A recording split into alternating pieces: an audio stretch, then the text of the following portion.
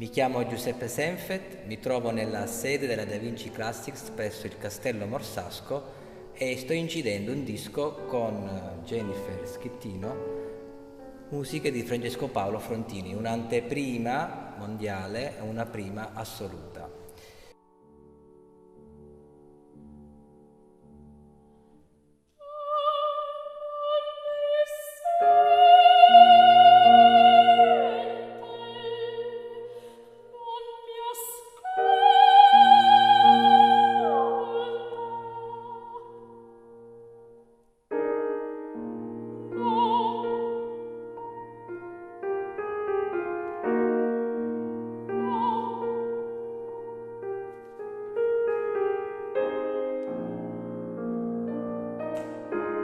Non mi sente, non mi ascolta.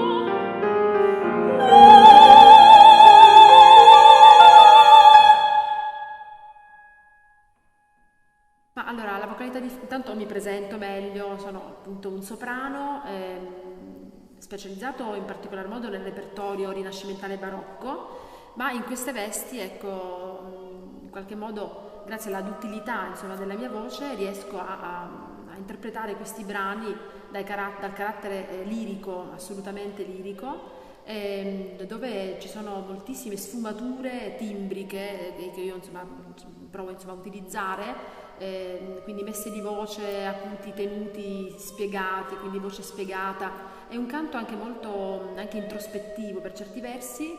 Abbiamo vari momenti di declamato e di recitato, perché Frontini ci teneva appunto a sottolineare con le sue note cosa, Giuseppe, che appunto... Ma prima di tutto la semplicità e allo stesso tempo l'essere viscerale senza vergogna, Senza quindi vergogna. dei canti meravigliosi, possiamo dirlo sì, Senza dubbio. senza dubbio, che vi proponiamo in questa nostra incisione presso la casa discografica Da Vinci Classics e soprattutto attraverso i nostri concerti.